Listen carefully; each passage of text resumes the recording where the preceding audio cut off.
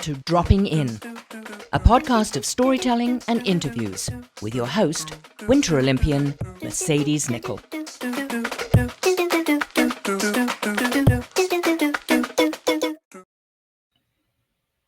Thank you so much for dropping in. This is Series 13, where I am dropping in with high-performance athletes, and we're discussing injuries, recovery, and wellness. A lot of injuries tend to happen through sports. It just is part of the game. So drop in on this 10-episode series. Get inspired to learn how to take care of yourself, your body, and mind through every challenge that you go through. If you're watching, you will see the guest right next to me, but let me introduce this guest.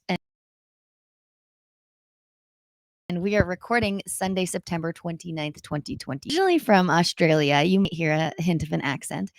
He became a Canadian citizen on July 1st, 2013, and proudly represented Canada on the men's bobsled team at the Sochi 2014, Pyeongchang 2018, and Beijing 2022 Winter Olympic Games. He's won multiple World Cup races and medals, including an overall World Cup Crystal Globe. I want to find out where that is. Despite his success, Chris's career was marked by injuries, which contributed to his decision to retire. He's transitioned to coaching, serving as Canada's bobsled coach to the Pyeongchang Youth Winter Olympic Games. In the summer, Chris takes it to the skies in a float plane float planes, right? Mm-hmm. On Canada's West Coast. I cannot wait to drop in with this friend, Olympian coach, and pilot. I'm welcoming Chris Spring. Hey, we're dropping in. We are dropping in. And as every dropping in episode, we start with 10 rapid fire questions that you've not seen before. Are you ready? Ready to go. Let's go. Okay, well, I have had help from ChatGPT to do these because I did end up doing like a full series of ChatGPT when I didn't have any guests, and I found it pretty helpful. But this one's actually not helpful because it's asking me where in the world are you today. But I will say, where in the world did you come from today? Did I come from? Today, yeah. Like where were you this morning? Oh, I was here in Whistler. You were here? Yeah. Okay. Yeah, beautiful. When Whistler. Did you get here? What is today? Sunday. I got here last night. Okay, from Victoria? From the Sunshine Coast. Okay, Sunshine Coast. Yeah, on the West Coast. Is that where you're based? Yeah, it's where I fly out of. Sunshine Coast. Mm-hmm. Oh. Which is pretty funny, actually, because when I grew up in Australia, I grew up on the Sunshine Coast. Wow. Yeah. You're just going back to your roots. That's it. / in Canada. I like that. Number 2, what's more exciting, bobsledding or flying a float plane? Bobsledding for sure. You don't want the float plane flying to be exciting. Yeah, or terrifying. Yeah, I would say bobsledding. It comes at you. You're kind of going similar speeds. We're pretty slow flying a float plane. Yeah, that's fair. But that's got to be exhilarating when you started. Yes. Were you like super nervous when you started? Oh yeah, for sure. And I didn't know much about flying. Yeah. I just thought, hey, I'll give this a go. Whereas most pilots, they through school as a kid, they're like, I want to be a pilot. It's one of the things that they write down about, like, what do you want to be when you grow up? Yeah. Yeah, that wasn't me. You were like, let's give this a whirl. Sure. And here it's my job now. Okay. Number 3. This is going to be interesting. What's your favorite Olympic memory? Oh, man, so many. It's hard to choose. I know, right? You should have warned me about this one. I'm sorry. About this question. Favorite Olympic memory? My memory's not great over the years. It's it's not like you're knocking your head back and forth. Exactly. So I'll say from the Beijing Olympics, although we didn't medal, Mike and I, my 2-man teammate and I, we, how, it's competition day, and a lot of people don't know this, but you bring your podium attire. With you. Yeah, because it's like, hey, we're gonna win a medal, right? So, and medals are given out. You have to wear your podium attire. Yeah. And so after the first day, I think we were in 6th place. Okay. And so on day 2 is when the medals are handed out, and I'm like, Mike, we're bringing our podium attire. Yeah. And we finished 7th in that race, and I said, Mike, we're still gonna wear our podium attire. Let's wear it. We'll go through the mix zone because we put a performance down that wasn't good enough for a medal, but it was in our mind good enough for that podium. Yeah. We just didn't get it on the day. So let's wear our podium attire. We'll get to wear it and confidence. Yeah. So that was pretty fun to do that. That's really cool. That's a good little story there. I was the one Olympics I wasn't at with you. That's fine. No. This is a random one. What superpower would you choose to have if you could have one? Oh, for sure to fly. Flying. Yeah. Even though you do fly. I know, but then I could fly all the time. Yeah. Yeah. Just me up there buzzing around. I that's what I would choose too. Yeah. I think maybe because we traveled so much, I'm like, it's just easier. For sure. Coffee or tea before a big race? Oh, coffee for sure. You're a coffee guy? I took a lot of caffeine for a race. Yeah, and it helped with my body, feeling better because of all the aches and pains. Really? Yeah, so I took a lot of caffeine and ibuprofen. Yeah, like a cocktail basically. And I was Superman for 2 hours. Yeah. And then the crash was pretty hard. But wild. Yeah, I needed it. That was a good question. What's one item you always pack for a trip?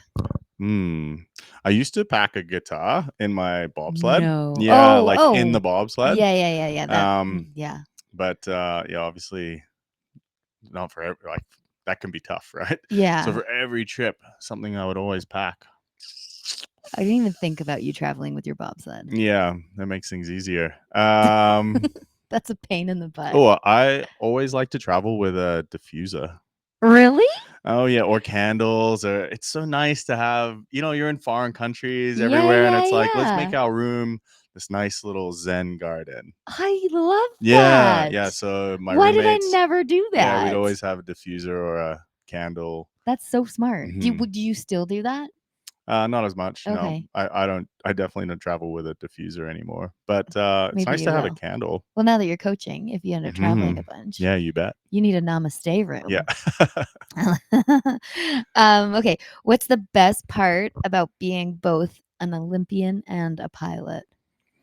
The stories you can tell and the inspiration you can give people. Yes. Yeah, a lot of times I hear people find out that I was an athlete, and then now I'm flying planes and coaching and all this kind of stuff, and a lot of the times people say, wow, you're just living your best life. Right. And it's true. I'm creating a life that I love, and I hope that I can inspire others by showing them that they can also create a life that they love. It's so good. That's true. There are always great stories that come along with everything that we do. Yeah, for sure. What is your let's lighten the mood here. Sure. What is your dream vacation destination? Oh wow. Wait, but bobsled let's say that bobsled has taken you all over the world, right? Yeah, northern hemisphere. Okay. Yeah. Dream vacation. It would be somewhere I've never been. I'd like to go somewhere I've never been. Do you have a list of places that you want to go? Because I do. I don't have a list, but it wouldn't be hard to write one down. That's for sure. I'd like to go to South America. I've never been down there, and I know that a lot of the skiers and snowboarders and that you guys all get to go down there a lot. And I see pictures and it whatnot. Is beautiful. Yeah. Huh. It's so hard to say one place. Yeah, I've never been to Africa. I'd like to go to Africa too. Yes. Cut about around there. It's pretty wild there, literally. Yeah, the Arctic. Really? Let's just go. Let's go. Yeah, I can't answer this question. Yeah. No, that's good. Yeah, that was good. We're going everywhere. Number 9, we're almost there. Oh, right on. Who's your biggest role model in sports? Oh, no, that's a tough one. We were talking about Federer the other day. Oh man, what a legend! Yeah, Roger's. But I don't want to put that in your head. If you have a different one. I wouldn't say that I had a role model. I remember growing up and watching the Sydney Olympic Games. Okay, yeah. I was 16 at the time, and I was in track and field. That was kind of like my sport back then. Oh yeah. And watching Maurice Green win the 100 meters, I was like, whoa, this guy's awesome. And I just kind of loved his confidence and the way he went about things. Okay. I wouldn't say he was a role model, though. Just someone that I was that, like, that sparked kind of like, something? yeah, that I was like, hey, maybe I could be an Olympian too. Right. Yeah. But I've answered this question once before with the answer being my brother. And my brother's Oh, not an athlete. yeah. He's a coal miner, actually. Wow. And but this guy trains, like he goes to the gym to like stay fit, Yeah, right? yeah. And he trains harder in the gym than some athletes that I know that are Olympic athletes, right? And I'm like, man, this guy, like he's doing it because he wants to be fit. Like Yes. I You take strive to be like that. motivation from that to be like, wow, I could, try a little harder in training because like here Right. he is just doing it for Like yeah, for life. life. Ah, that's also nice that it's your brother. Mhm. All right. The last one. If you could compete in any Winter Olympic sport besides bobsled, what would it be? Winter sport. That Yeah, really for narrows sure. it down. Yeah, which is sweet. I mean, you've been surrounded by like so many teammates at the games. Is there like, I don't even know what I would answer this question as. I would like to say like the speed skiing events. Like a downhill. Yeah, those guys Just are giving her. ripping. Yeah, Yeah. and I'm not a great skier. I'm like a better snowboarder for sure, but Yeah. like those, like they're doing crazy So speeds. fast. It's similar speeds to what we do in a bobsled. Yeah. And like, yeah, it's nuts. So I think that would be cool for Yeah. sure. And also curling for the like. Maybe the curlers would be upset with me saying this, but like the social aspect of Yeah. curling seems like so much fun. They All the are always teams a are, good group. yeah, it seems like the teams are all having a good time, and Yeah. so I feel like they have a lot of fun. Well, yeah, I know they have a lot of fun. they're kind of opposites in terms of intensity, maybe, but Yeah. My dad seems to think that they're the most fit people at the Olympics, though. the curlers, Yep. That's what he says. They are the most fit. they're the most fit. And I look at him and well, now I know they work out and they do Yeah, more. for sure. But like in 2010, I was like, Yeah, I love those guys, yeah. but I'm not sure, Dad. Yeah, for sure. He also stick to his guns on that one. That was the rapid fire. Right on. Congratulations, we did it. Was it faster than most rapid fires? It's about on trend. Okay, cool. We're doing good. I do want to talk about so I remember this. We were in the gym and you were telling me about one of your injuries that you had and you have a huge scar from it. And I was like, that is such a wild story that I feel like a lot of people don't know. If you're willing to share it, you can. But also, what other injuries have come about in your career? Yeah, so I have this big scar on my butt. Yeah. Yeah, I was like, I want to see it. Right. It's on my butt cheek, on my right cheek. And so I'll try and keep the story short here because it is a long story. But my team and I were training for a World Cup in East Germany, and the sled crashed. And while it was upside down, we hit the roof of the track, and we actually went through the roof of the track. And by doing so, a piece of wood from the roof impaled me. Yeah. And so very lucky to be alive to begin with, because if that wood impaled me kind of, an inch this way or an inch that way or whatever it was, it could have hit my femoral artery. It could have gone into my lower back. It could be paralyzed. Right.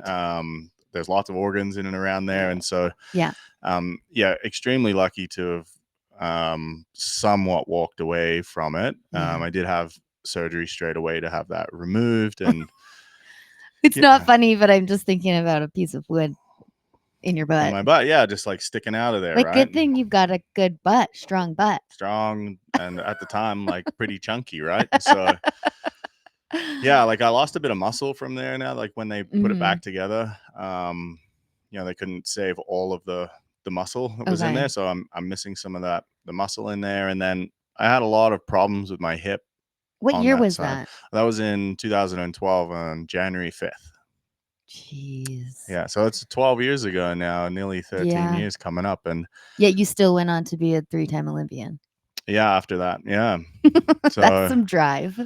Yeah, and at the time, I wasn't sure if I was going to retire or not, because it was a very difficult injury to recover from. And for sure. Thankfully we have a lot of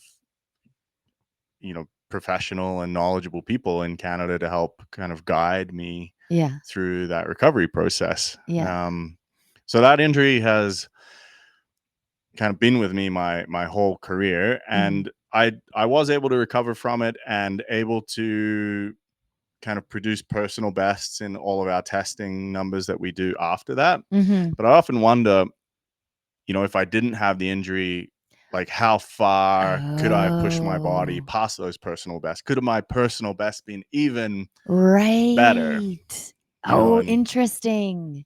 Yeah, and it I look back at some of the Olympics, and our best result was a 5th in Sochi in the 2-man race, and I raced with Jesse Lumsden in that race. And I would say that one of the reasons why we didn't win a medal is because I wasn't particularly healthy at the Olympics, and we didn't push as fast as what we could have because of my health at the games. And if we pushed faster, if I didn't were you sick at those games? No, my hip was bothering me, my knees were bothering me, and if we didn't have, if I was healthy and I didn't have that injury, maybe we could have been on the podium. There's lots of ifs and buts and whatnot, but I do often wonder if I never had that injury, kind of what could have happened. What could have? Interesting.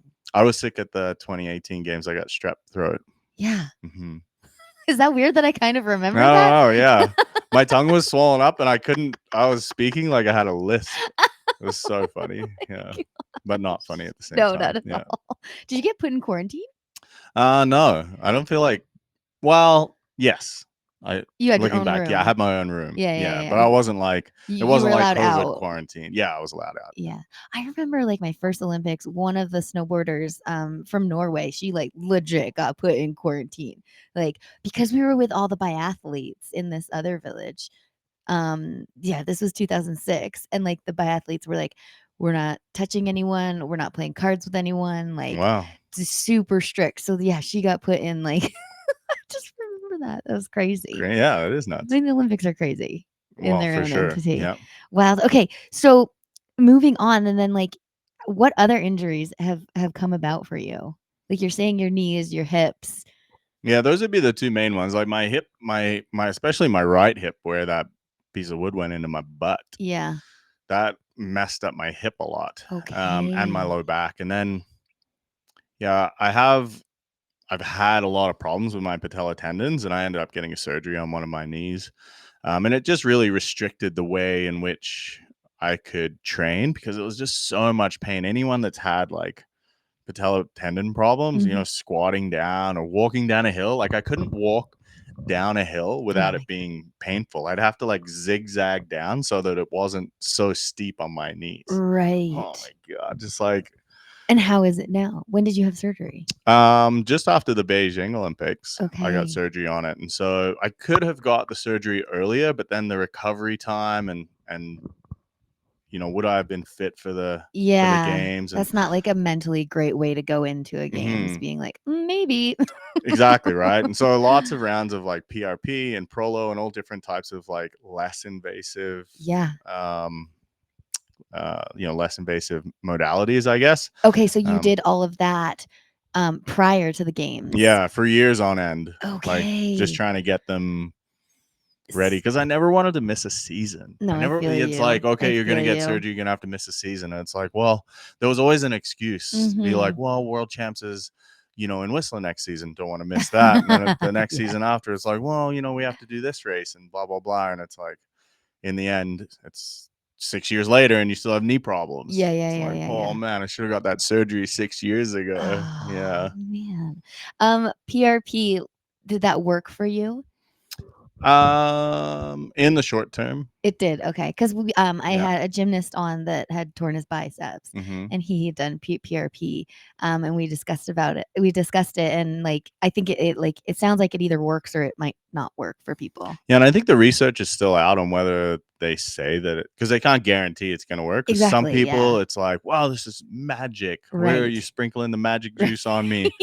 Give me more of that PRP, right? Totally. And then some people are like, okay, that was really painful and nothing came of it. Yeah. I'm not doing that again. And so the process, can you like break that down for people that may not know?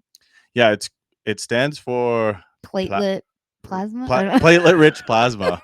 I think that's it. Okay. I was gonna say plasma-rich platelets. It's one of the two. Yeah. I think it's platelet-rich plasma. Okay, and then they take the blood out of you. Yeah, so they just take like they would like a normal blood sample. Yeah.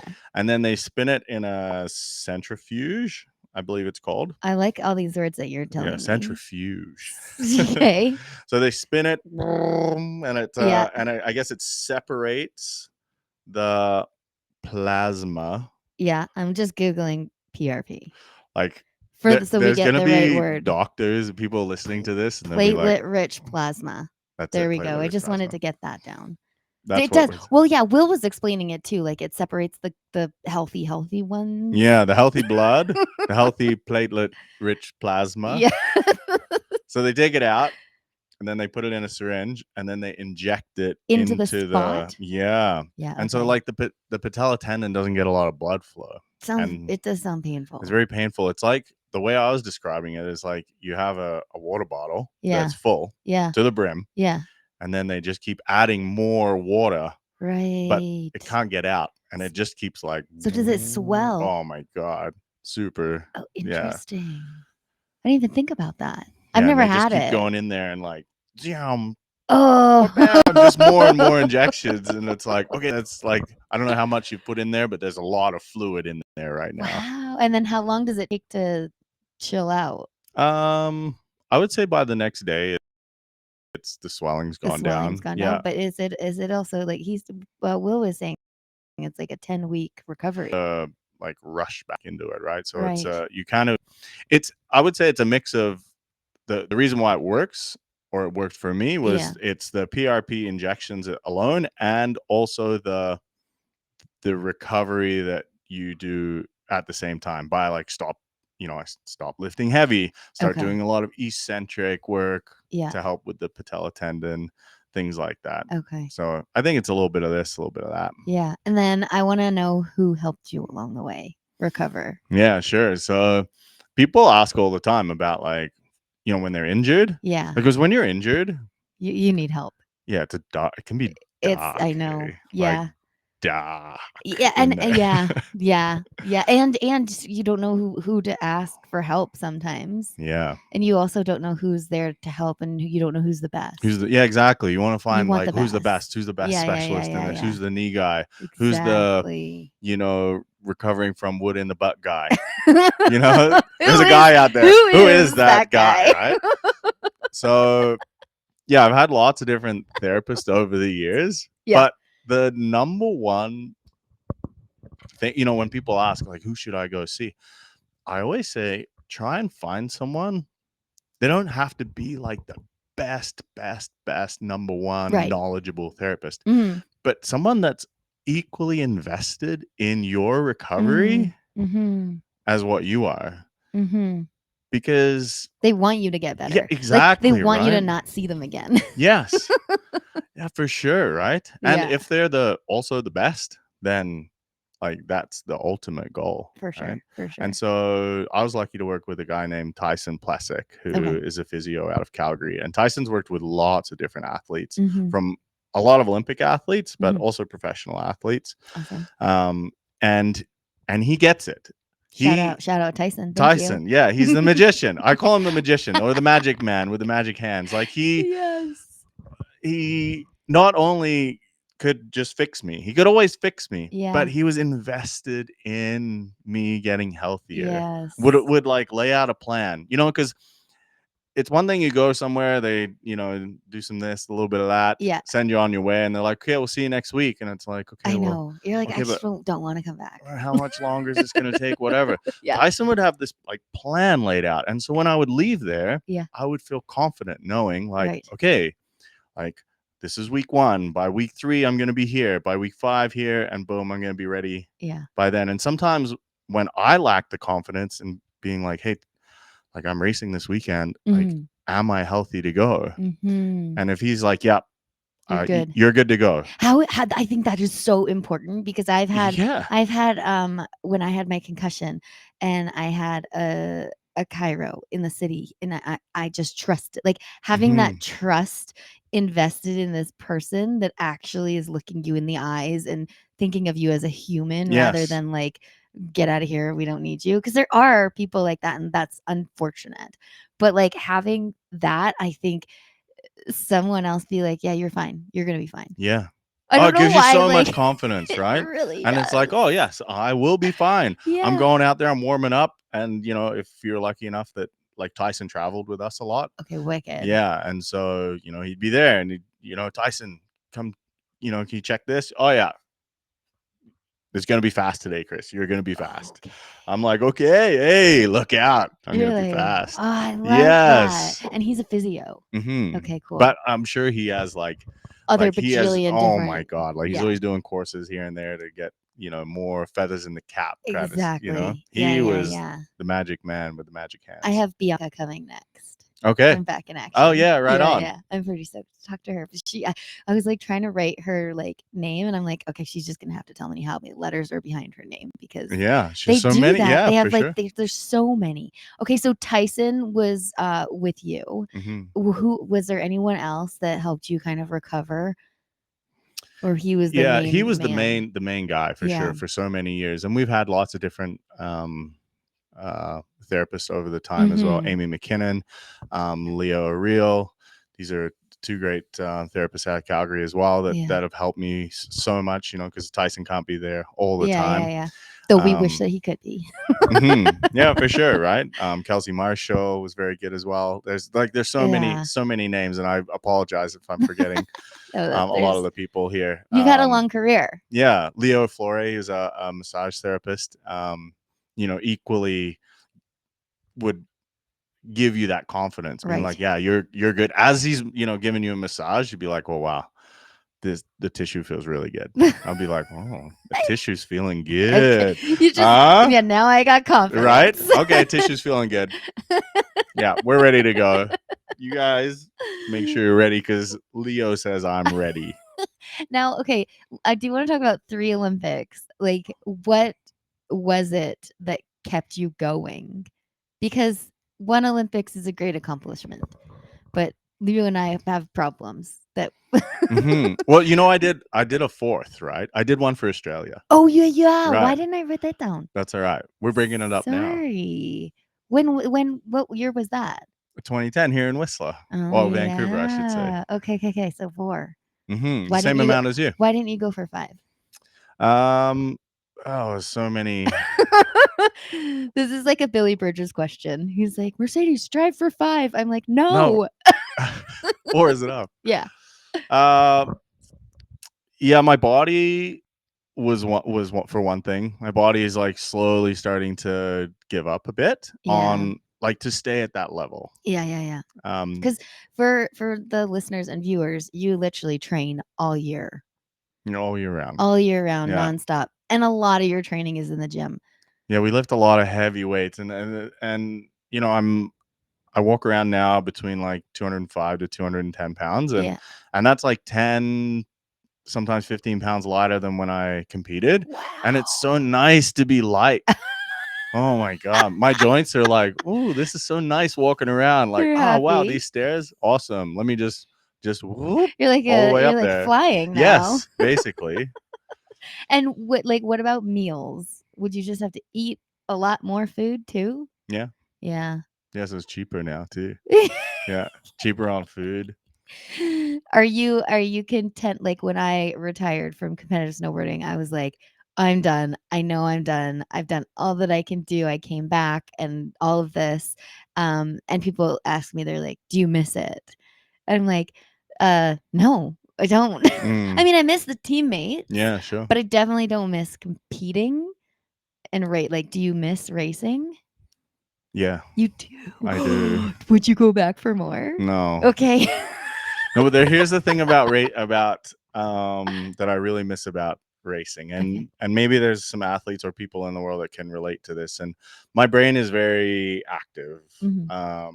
Probably have like undiagnosed ADHD or something. I think we all do. We all do, yeah, to some degree, right? Everyone does. And so my brain is like, a million miles an hour.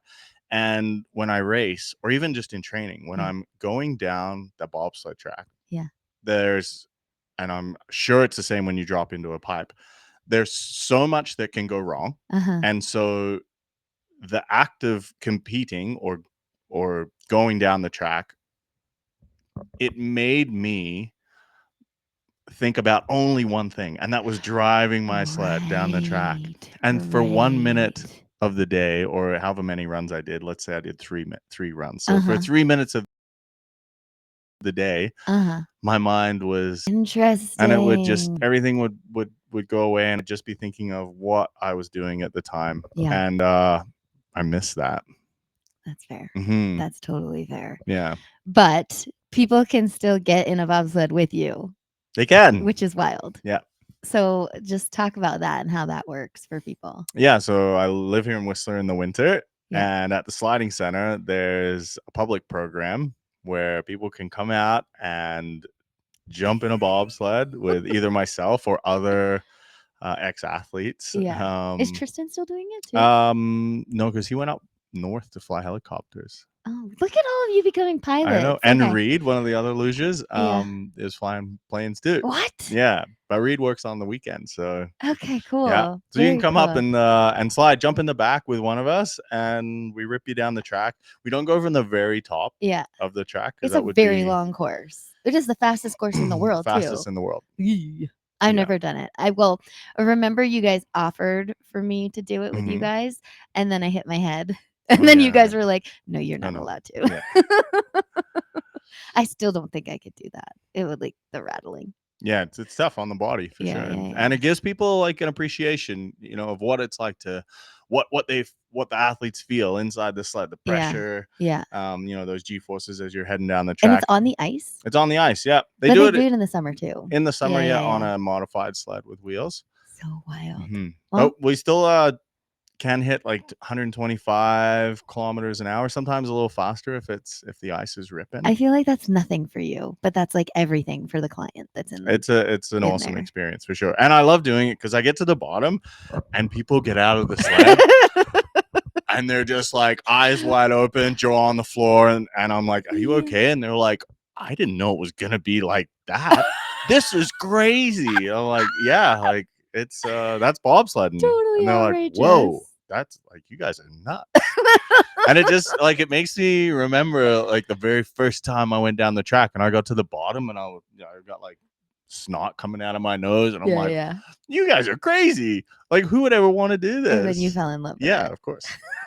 You're an adrenaline junkie. We love it. Amazing. Okay, I do want to talk about wellness. Just to kind of round this out, what do you do now to take care of yourself now that you're retired? I talked about the, finding those moments where I'm like just thinking about one thing about bobsledding. Right. I mountain bike a lot now. Do you? Yeah, in the summer. Yeah, I'm not sending it like some of the people here, but I mountain bike within my abilities. Like on the mountain or like cross country? A little bit in the park here, but mainly like down in Squamish or on the Sunshine Coast, like in the trails there. Yeah. And yeah, that it gives me a very similar feeling to like picking my line and being focused in those moments. I feel like you do some crazy stuff on a bike then. Maybe not like do you go down like the rock faces?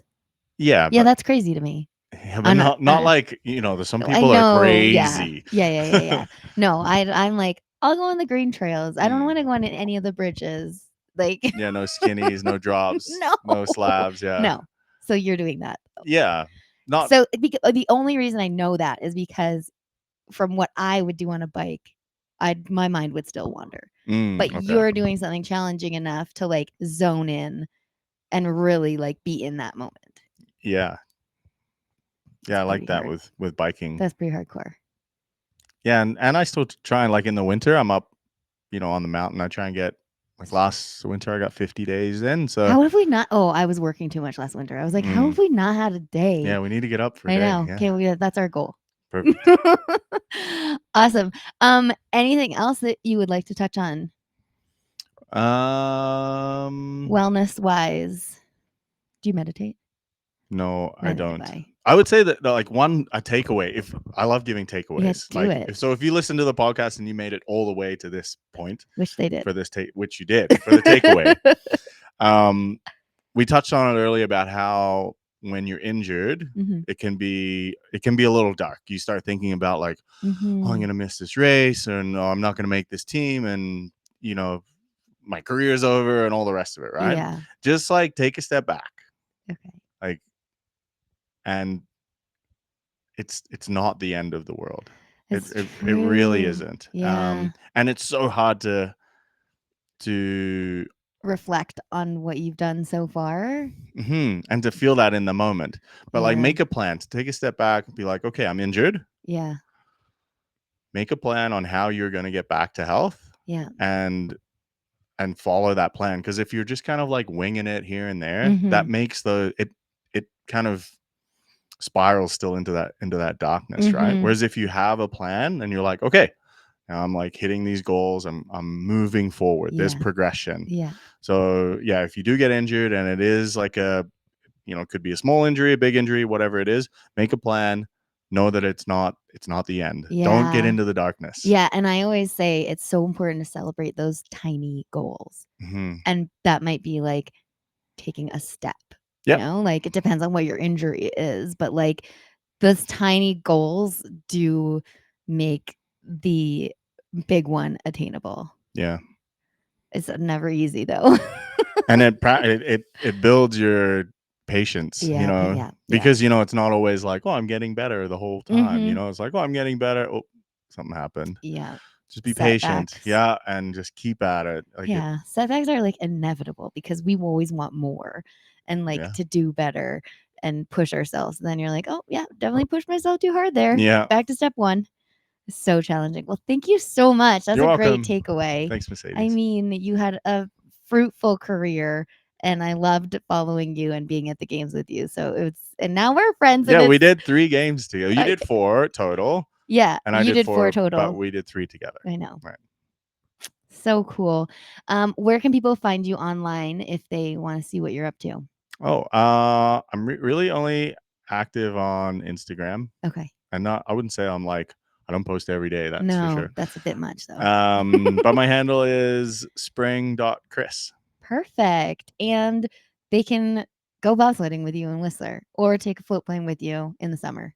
Yeah, basically that's what you'll find on my Instagram is bobsledding and flying and mountain biking and all things. Living your best life. Yeah, with my girlfriend Britt.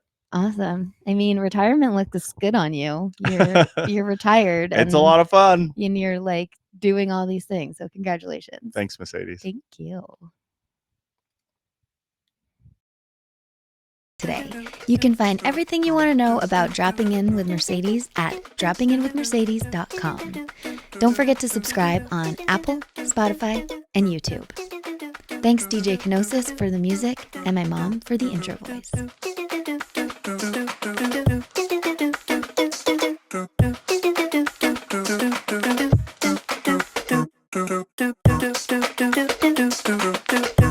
Do